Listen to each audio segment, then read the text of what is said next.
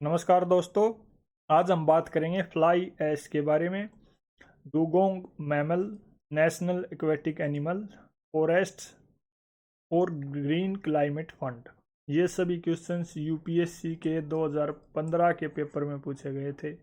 अगर आप इन सब को जानते हैं that is well and good.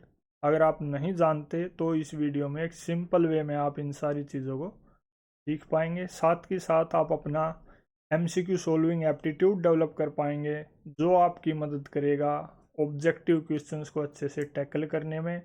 Art of reverse engineering आपको कैपेबल बनाएगी किसी भी क्वेश्चन की ओरिजिन को ट्रेस करने में, जिससे आप ये जान पाएंगे कि भाई किसी टॉपिक को कितना पढ़ना है, उस टॉपिक की डेप्थ तक कितनी तक आपको जाना है, जितना एग्ज़ाम में रिक्वायर्ड है। कीवर्ड की बेसिक नॉलेज आपको कैपेबल बनाएगी उन सभी क्वेश्चंस को टैकल करने में जो यूपीएससी हर साल पीवाईक्यू के बेसिस पे डायरेक्टली इनडायरेक्टली हर सब्जेक्ट से डेफिनेटली फ्रेम करती है। आप ऐसा देख भी चुके हैं जो हमारी पॉलिटी और इकोनॉमी की पीवाईक्यू सीरीज कंप्लीट हुई है। हमने बहुत सारे क्वेश्चन ऐसे दिखाए हैं जो पूछे जा रहे हैं डायरेक्टली। फाइनली आप अपने कंसेप्ट्स को भी क्लियर कर पाएंगे, और अगर आपको ऐसा लगता है आपके कंसेप्ट्स ऑलरेडी क्लियर हैं तो आप उनको रिवाइज कर पाएंगे। Let's start with questions. With reference to fly ash produced by the power plants using coal as a fuel, which of the following statements is और आर करेक्ट। यानी fly ash के context में जो produce की जाती है उन power plants द्वारा जो कोयले को एज ए फ्यूल यूज कर रहे हैं, उस कंटेक्स्ट में तीन स्टेटमेंट है। ये देखना है कौन सी ठीक है कौन सी गलत है। First statement, fly ash can be used in the production of bricks और building construction. Number two, fly ash can be used as a replacement for some of the Portland cement contents of the concrete. Number 3, fly ash is made up of silicon dioxide and chemical calcium oxide only and does not contain any toxic elements. Select the correct answer using the code given below. 1 and 2, 2 only, 1 and 3, 3 only. इस point पे आप video को pause कीजिए। जो भी आपकी existing knowledge है, जितना भी आपने पढ़ा है, जैसा भी पढ़ा है, उसी बेसिस पे क्वेश्चन को सोल्व करने की कोशिश कीजिए। किसी स्टेटमेंट में दिक्कत आए तो उसकी हिंदी ट्रांसलेशन पढ़िए। अगर आप हिंदी मीडियम से हैं तो उसकी इंग्लिश ट्रांसलेशन पढ़ के चीज़ों को समझने की कोशिश कीजिए कि कोई स्टेटमेंट क्या बोल रही है, किस बारे में बात कर रही है। इन this case correct answer is a. यानी फ्लाई ऐश के कंटेक्स्ट में फर्स्ट स्टेटमेंट कि भाई ये यूज़ की जा सकती है किस चीज़ में, जो भी ब्रिक्स हैं बिल्डिंग मटेरियल के कंस्ट्रक्शन के लिए यूज़ होती हैं उनके प्रोडक्शन में। सेकंड क्या है कि भाई पोर्टलैंड सीमेंट के कुछ पार्ट का रिप्लेसमेंट ये कर सकती हैं। थर्ड इज इनकरेक्ट क्योंकि इनमें सिलिकॉन और कैल्शियम ऑक्साइड के अलावा और भी चीज़ें होती हैं। दिस इज ओनली शब्द मेक्स इट इनकरेक्ट। और ये टॉक्सिक एलिमेंट्स भी कंटेन किए होती हैं। कौन से हैं वो देखेंगे। फ्लाई ऐश क्या है? ये एक फाइन पाउडर रेजिड्यू है, यानी बचा हुआ पाउडर, फाइन बिल्कुल पतला पतला। किस चीज़ से?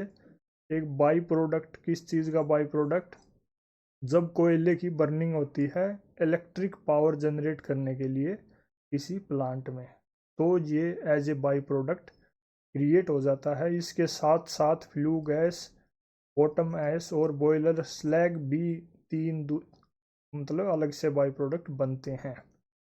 It is collected with the help of pollution control equipment जैसे इलेक्ट्रोस्टैटिक प्रेसिपिटेटर्स या बैग हाउसेज, जिनको फिल्टर्स या डस्ट कलेक्टर बोलते हैं।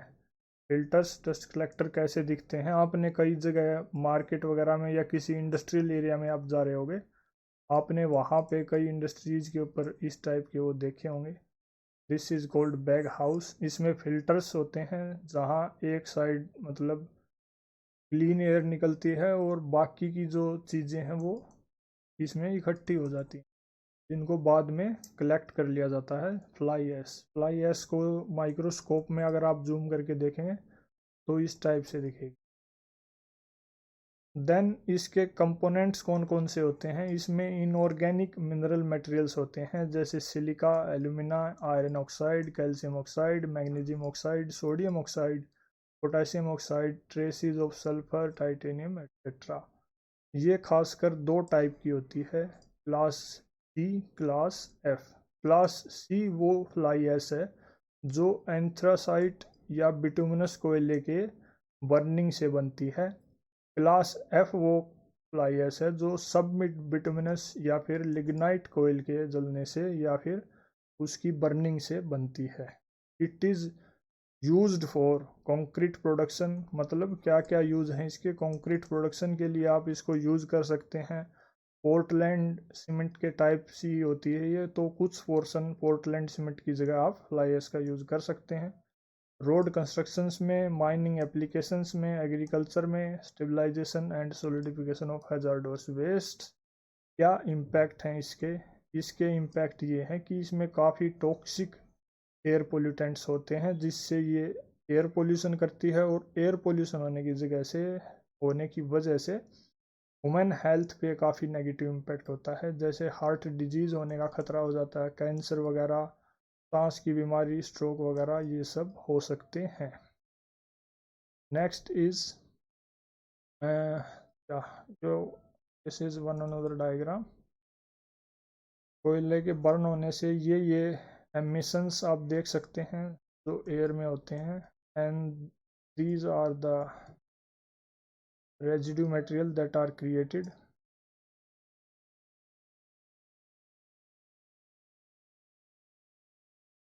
With reference to dugong, a mammal found in India, which of the following statement is or are correct? Dugong नाम का एक mammal जो इंडिया में पाया जाता है, उसके कंटेक्स्ट में 3 स्टेटमेंट दे रखी हैं और ये पूछ रखा कि भाई इनमें से कौन सी ठीक है। Number 1, it is a herbivorous marine animal, यानी ये शाकाहारी है। Then second, it is found along the entire coast of India, India का जो पूरा कोस्ट लाइन है, यानी जो ये इस टाइप से इंडिया की कोस्ट लाइन है, this is the main coastline area. ये बोल रहे हैं कि ये पूरे कोस्ट लाइन एरिया पे पाया जाता है। Then third is it is given legal protection under schedule 1 of Wildlife Protection Act 1972। Select the correct answer using the code given below, 1 and 2, 2 only, 1 and 3, 3 only. In this case, correct answer is C, यानी सिर्फ third statement ठीक है। No sorry, first and third are correct.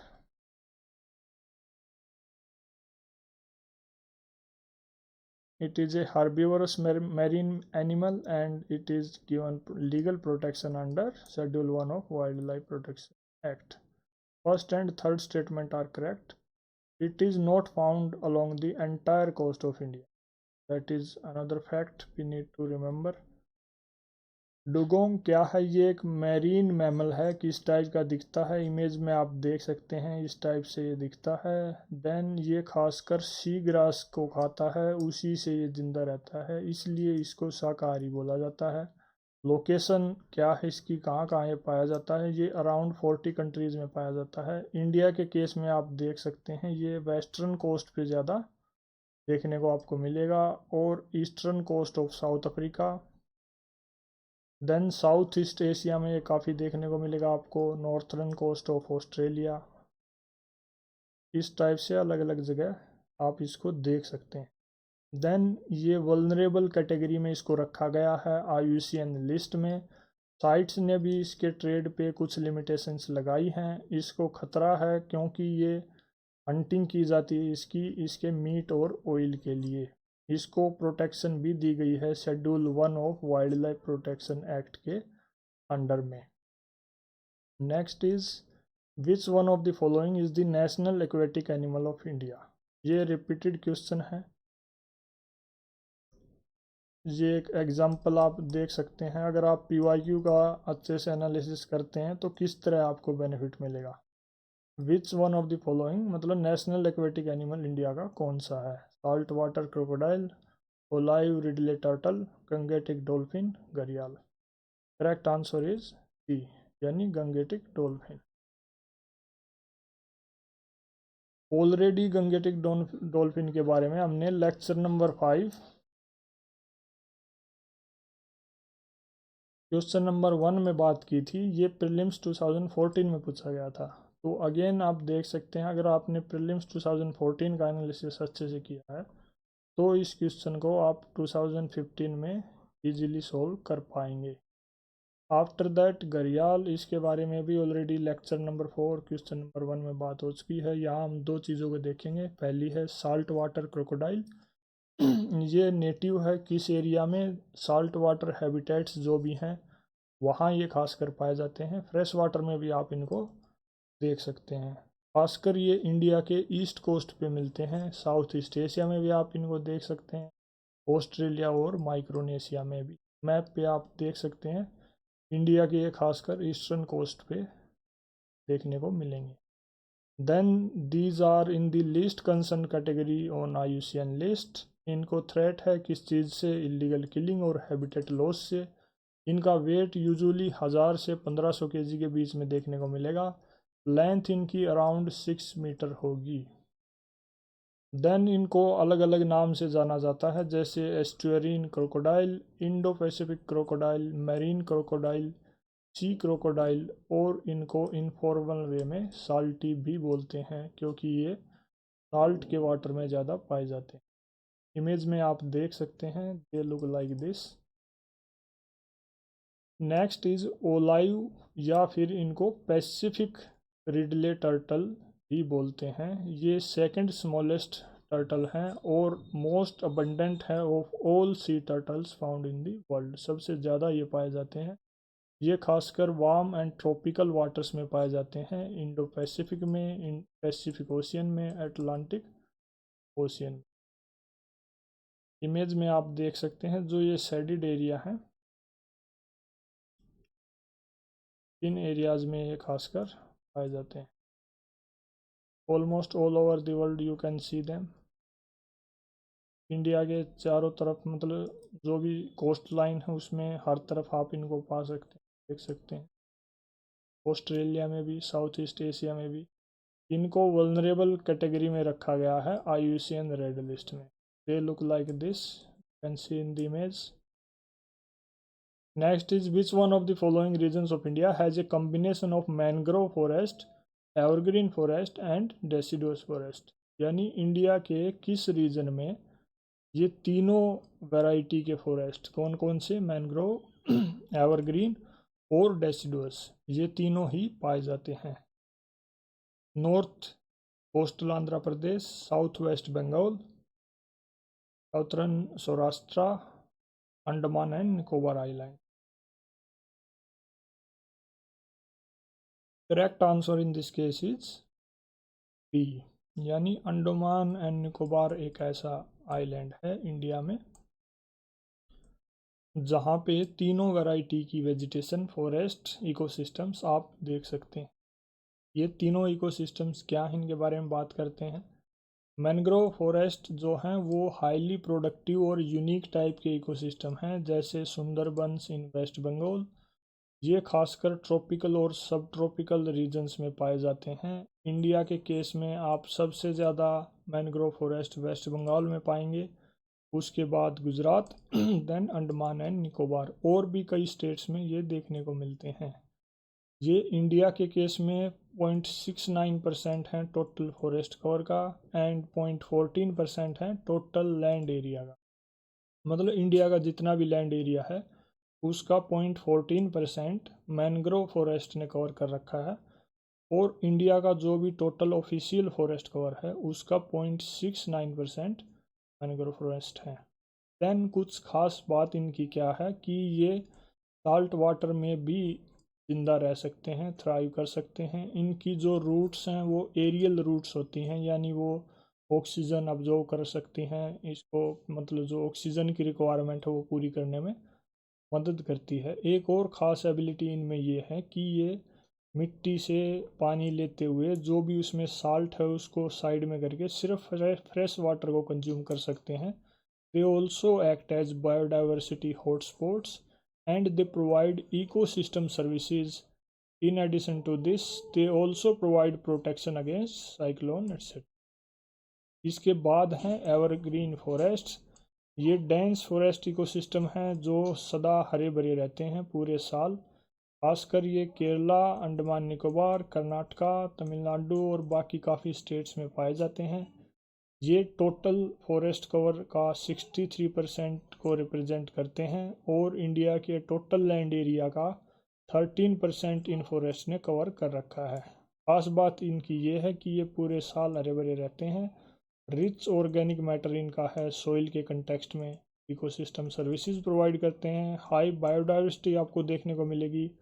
Vertical stratification देखने को मिलेगा। Vertical stratification से मतलब ये है कि अगर आप किसी एरिया को देखेंगे तो आप पाएंगे कि एक सिस्टमेटिक वे में पहले बड़े पेड़ हैं, फिर उनके नीचे कुछ छोटे कैटेगरी के पेड़, झाड़ियाँ वगैरह आपको देखने को मिलेंगी।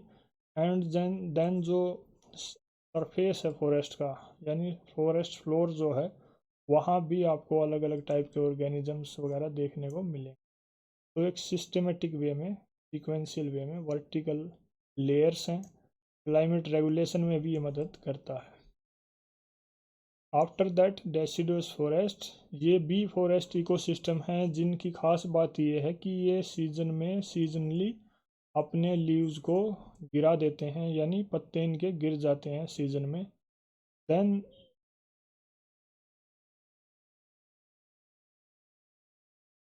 Then they cover almost 60 to 65% of total forest cover और 12 to 50%, 15% of total land area. खासकर ये सेंट्रल इंडिया में जैसे मध्य प्रदेश, महाराष्ट्र, यूपी वगैरह में पाए जाते हैं। अंडमान निकोबार में भी आप इनको देख सकते हैं। इनके 3 सब टाइप होते हैं ज्योग्राफिकल डिस्ट्रीब्यूशन और लोकेशन के बेस पे। सबसे पहले है ट्रॉपिकल ड्राई डेसिडुअस फॉरेस्ट। इनमें आपको ऐसे पेड़ देखने को मिलेंगे जैसे टीक, साल, बैम्बू वगैरह, तेंदू ट्री, जो खासकर एमपी, छत्तीसगढ़, महाराष्ट्र में मिलेंगे। Second is tropical moist deciduous forest. ये भी आपको टीक, रोजवुड, साल वगैरह के पेड़ आपको देखने को मिलेंगे, जो खासकर वेस्टर्न घाट और ईस्टर्न घाट, जो इंडिया का नीचे लोअर साइड वेस्टर्न घाट, ईस्टर्न घाट, यहाँ की जो स्टेट्स हैं इनमें आपको ये देखने को मिलेंगे। Then there is mountain temperate forest, temperate deciduous forest. इनमें आपको trees like oak, rhododendron, maple वगैरह आपको देखने को मिलेंगे। खासकर ये आप हिमालयाज में देख सकते हैं। क्या फीचर्स हैं इनके? ये अपने सीजनली पत्ते गिराते हैं। डाइवर्स फ्लोरा फोना आपको देखने को मिलेगा। बायोडाइवर्सिटी भी अच्छी खासी है। विच of the following statements regarding green climate fund is और आर करेक्ट? यानी ग्रीन क्लाइमेट फंड जो है उसके कंटेक्स्ट में हरित जलवायु निधि, कौन सी स्टेटमेंट नीचे दी गई 2 स्टेटमेंट हैं, कौन सी ठीक है?